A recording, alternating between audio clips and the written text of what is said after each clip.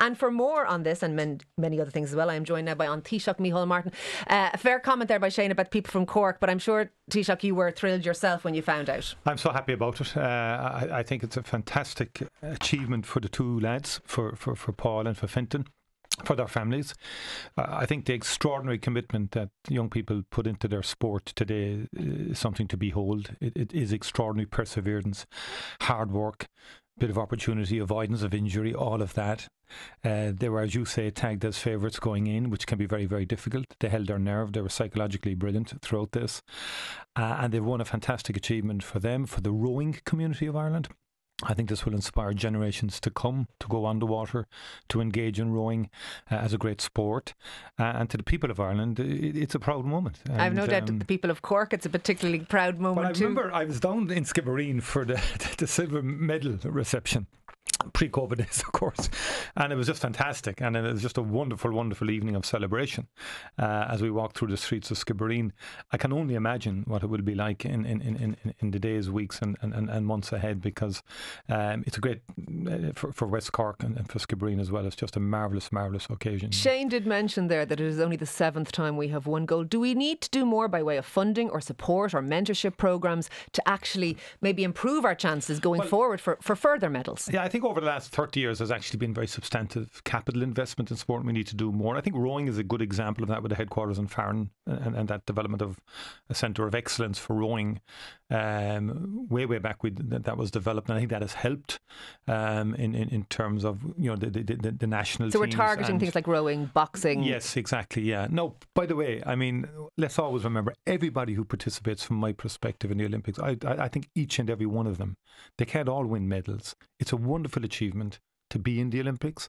It's a wonderful achievement to represent your country, to wear the green jersey, and for each individual, if you don't win a medal as well, I think it's something we should celebrate and just urge and encourage our people to do their very best. I think that's what Fintan or was it Paul said this morning. We just do our best and we hope it's the best of the best, and I think that's it. We keep it simple. I don't like putting pressure on saying, we have to get a horde of medals. But when Team GB did focus and do all of that, the massive investment too. You got to focus on your strengths, and we're improving. Mona McSherry is really creeping up on the swimming, doing very well. Just a thought for Sunita Perspora as well. I mean, very, very difficult day for Sunita, because she was there going back to 2012 and has put an enormous amount of work in. And there are ups and downs in life and in sport. And when we have that in the one day today in terms of rowing. But yeah, we are, and we have focused a lot. We need to continue to focus. I think we're doing better in sports science, for example. I think our universities and our institutes of technology have really upped their game in terms of sport and all of that. And I think we do need to marry more our strengths in science and our strengths in sport to get optimal outcomes for individuals in sports in terms of physical endeavour. Let's move on to I suppose, less edifying things than us winning an Olympic gold. But Neffet's briefing last night, another positive story. I think it's fair to say it is as optimistic as I ever remember the CMO, Dr Tony Holohan, being in a press briefing, talking about the potential to ease restrictions. First of all, your reaction to that, but also, if we are going to start easing restrictions, what restrictions will we ease first? Well, we have eased restrictions. I mean, quite substantially. Going forward, though. Yeah, but I just want to make this point. I think it's important that we take stock coming out of the Christmas period and that terrible alpha wave. And then we've progressively, sensibly and in a sustained way reopen society. No, there are a whole range of indoor activities that we've got to look at in the coming period, and also live entertainment and that industry, which has always been a very severe casualty of COVID-19. But headline on the front of the Irish Times this morning, Taoiseach, live music sector in danger of collapse, and we're hearing that over and over again, that they are particularly vulnerable. Absolutely. Well, hospitality has been particularly vulnerable. Tourism and travel, more generally. But we have international travel back. We have indoor dining back. So where do we go from here? But it's going to take a long haul to get travel back to where it was pre-pandemic. And I think where we go from here is we look at all the remaining areas where we have restrictions, take public health advice, and look to progressively open them up. We've just done indoor dining. We have to see how that plays out. We've done travel. And I think the indoor sporting area is one, for example. which which I think we do have to prepare for. In terms of certainly the September period onwards, we do have to look at live entertainment, but let's do it in a sustained way. That means we don't go back. And I've been saying this now consistently for the last number of months. What we open, we want to try and retain. Now, there was a lot of NEFIT are optimistic, yes, and NEFIT were not so optimistic 2 or 3 weeks ago with the modelling. Were they too pessimistic 2 or 3 weeks ago in view of how well we have done? No, I think sometimes behaviour switches on in terms of when people see the alarm bells. We saw what was happening in the United Kingdom in terms of the numbers going through the roof. I spoke to Nicola Sturgeon, who says this Delta variant will rip through your unvaccinated population. I think we've avoided super spreader events in Ireland. They had a number of those with the Euros. I have no doubt about that. It's good news that the UK seems to be flattening and coming down, over the last while. No, Scotland, it is. European countries. I take your point that I think it makes sense that we didn't create a super spreader situation with Delta variant. A super spreader event, I take your point. We haven't had another Cheltenham, or we haven't had another a Euros or what have you. Yeah. But I'm not sure that I would agree with you that people in general have upped their gear in terms of adhering to restrictions. Everywhere I go, I see people out and about, and I'm not sort of sorry to see them either. No, what I mean by that is that generally speaking, when people see alarm bells coming around the corner on COVID, they actually do, surveys have shown this, they do just modify and adjust behaviour a bit in the right direction. But the key point will be vaccination, and that's what NEFIT are saying. And I do want to get to all the stuff about vaccination, but just with regard to the easing of restrictions, for example, the GA, the All-Ireland finals are coming up next month. Will we see 40,000? Will we see half capacity in Croke Park? We will see increased numbers at the semi-finals. 40,000? I'm not going to give you a specific here. Jack Chambers is working with the Gaelic Athletic Association on that, and he's working with FAI and other sporting bodies in terms of various fixtures that are coming up in the next 6 weeks. What about college campuses? I mean, that group, if they don't get back on campus, it'll be their third academic year semi-destroyed. I'm very determined that we get students back on campus. To be fair to Mr. Simon Harris, he has prepared a plan in that regard. It was brought before Cabinet the week before last. We're very determined. I know Eamon Ryan, likewise, and Leo are all very committed to the idea that students have life back on campus. It has been, I think, a very terrible 2 years for third level students in the context of I would agree with you. I have third level children, and they lost 2 years. Devastating to see it. And now, some we'll go back to third year, back into internships. We all know the campus is the key to university and third level experience institute, because you meet others, you engage with people Taoiseach, what about from different disciplines and so on like that. We will be resourcing the third level sector to get the students back on campus. Antigen testing and all of that?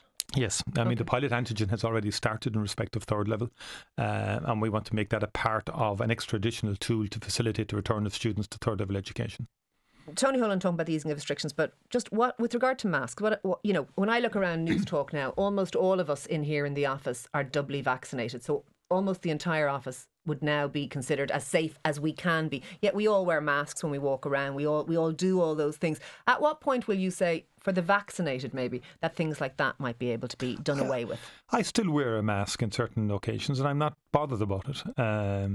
I genuinely think we need to just proceed in a careful way. The next worry will be what happens in winter time. How long is the efficacy of the vaccines? The booster vaccine, which we are now preparing for, essentially. Yeah. And NIAC have given advice, but I've known this for quite some time. Europe has already is preparing for 2022 and 2023. I know you've said there will be no Freedom Day, that you're not going to, I suppose, mimic what's happened in the UK. But we said we would look at the UK, and the UK have actually done well. They did open up, they eased restrictions, and the case numbers have fallen. Are the Irish people not entitled to a Freedom Day? Well, see, I think they all just talk about Freedom Day. To me, if you look at the last pandemic 100 years ago, it didn't end one day, and it will peter out. It will peter out. But is in this time, is or this we will adapt the to end? Live with it. I think we're in a new phase of it. I think some people would say we've got to see what happens in the depths of winter in terms of new variants or new viruses and so on like that. But I think beyond this winter, I think we're certainly in a much stronger position. We're in a much stronger position now going in to the autumn than we could have possibly thought. I can recall conversations with aviation, and they were talking about September, that they would be flying again, or August, September. And I kind of said to them at the time, I remember early summer, saying, why are you saying August, September? It could be sooner. Okay. And likewise with other sectors. Lastly, of the economy. Could I just make this final point? Doing it the way we're doing it It's better for the economy, better for society, and better for every sector. Because if you derail it all, if you come off the rails at any stage of this, everybody suffers again. Okay. So it makes absolute sense what we're doing. We've one of the best vaccination programs in the world. We do, and I like really do want to get to it. I want to ask you one last question about restrictions, because I asked yesterday on social media, what would people like to ask yourself, the Taoiseach, if they had a chance? And I cannot count the number of questions. It was in the hundreds of people, men and women, saying maternity restrictions, they're still in place in many of the hospitals. And the couples affected and the women affected feel extremely distressed by them. It's unacceptable at this stage. We have made it very clear to the HSE. The HSE, to be fair, at senior level, have made it clear to the hospitals. The guidelines have issued.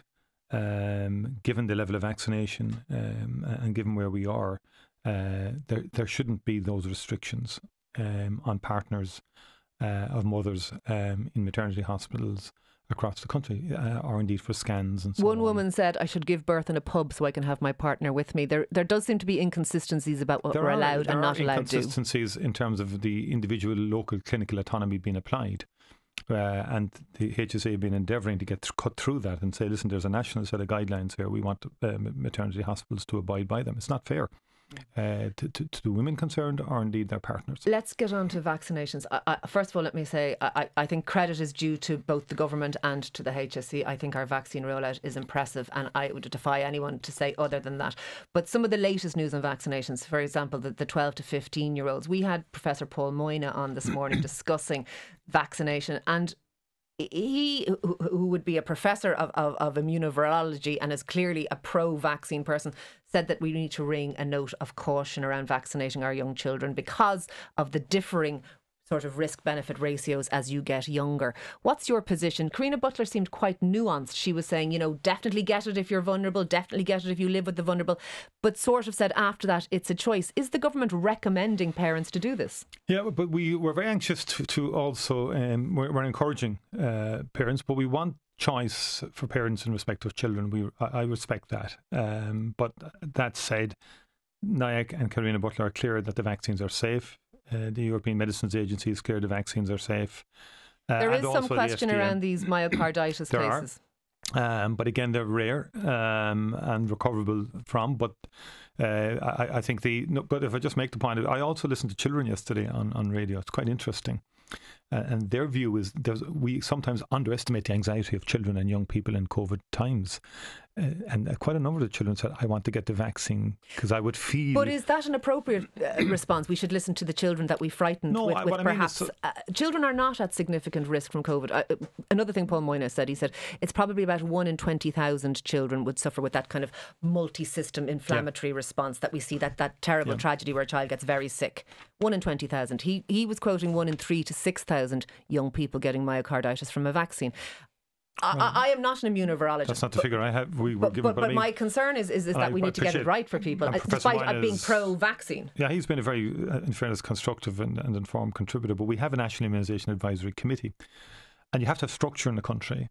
I'd be straight up with you on this one. And I think the National Immunisation Advisory Committee have been cautious and conservative throughout, rightly so, in terms of the seriousness of advising on vaccines and humans taking vaccines. Historically, vaccines have been the great game changer. Vaccines and children are not new. And we are facilitating individual choice by parents. I think what we can do as a government is provide the maximum amount of information to parents so that they make an informed choice and that there's informed consent. And the online portal that will be available for parents is facilitating parental consent in respect of their children, which is the right thing to do. Most things we vaccinate children against, things like meningitis, things like hemophilus, all those kinds of conditions, things like measles, they kill children. COVID does not tend to kill children. No, but it can have impact on a certain number, as we know with long COVID. And let's be honest, there's further research will probably reveal further impacts of COVID over time. And that could be another piece in terms of our health policy, in terms of what is the long-term impact of COVID. Will you vaccinate your own children? Well, they're vaccinated. They're vaccinated already. They're of a higher age, and I don't have kids under 20 anymore. So they grabbed the Janssen when it was available in the pharmacy. As did my own. And again, it was that sense of, you talked about freedom earlier. They wanted to get the vaccine because they want to do things, you know.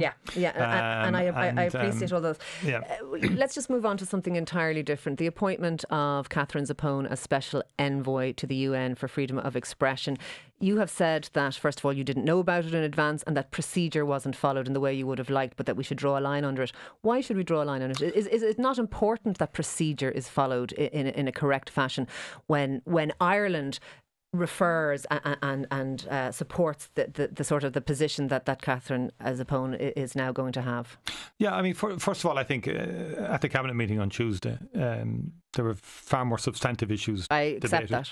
Yeah, and I think everything has to be looked at in perspective, and then people leak various things. I'm not responsible for that, and Martin said this, or the Taoiseach was that. Clearly, procedure wasn't entirely followed in terms of three-party. We have agreements that if people are being appointed, we give each other a heads up in terms of names and so on like that. The Minister for Foreign Affairs, very quick after the meeting, he's apologised. He accepts that, as does Leo. There's no issue with Catherine Zappone herself in terms of being a former senior minister, being a person who's a strong advocate in terms of freedom of expression, LGBT plus issues. So that's the context. I mean, my big issue before the Cabinet actually was the National Development Plan, making sure there was enough funding for school buildings for the next 10 years. I accept it isn't the major issue, but I'm kind of taking. I understand. I understand. Perception matters. I accept that, and politics can blindside you. Could have been done better. But people are criticising Fine Gael for doing this, Simon Coveney and Leo Varadkar, but they're criticising you, Taoiseach, for your reaction to it, that you perhaps didn't get more irate with your coalition partners. Look, I believe in balance. I believe in perspective in life, and I'm very clear on that. To me, there was much bigger fish to fry that meeting, believe me. And I was very happy with the outcome in terms of the largest ever capital investment in the history of the state, but also in terms of it's the largest capital programme across Europe. That matters to people on the ground. People want schools built. They want their health facilities built. Michael McGrath has done a fantastic job. We got the ceiling sorted out. Two very important pieces of legislation. I'm amazed. I mean, I remember all the furore about Davies and all the rest of it, and about Sears. That legislation I was put through Cabinet in terms of individual responsibility in financial services. And I would agree. And a new corporate enforcement authority as well. And the vaccines that we've just spoken about. I mean, I think Health had 5 or 6 memos at that Cabinet. Much more important issues. The ground. So, but nonetheless, lessons learned. We have to take on board how people react to this, the perception of this and so on. Will envoys be appointed in the same way going forward? No. And that's very clear, and lessons have to be learned in that respect, and we will learn them. And last question for you, Taoiseach, will you be leading Fianna Fáil into the next general election? Yes. Right. For the upteen time. Thank you very much for speaking to us on Newstalk Breakfast this morning.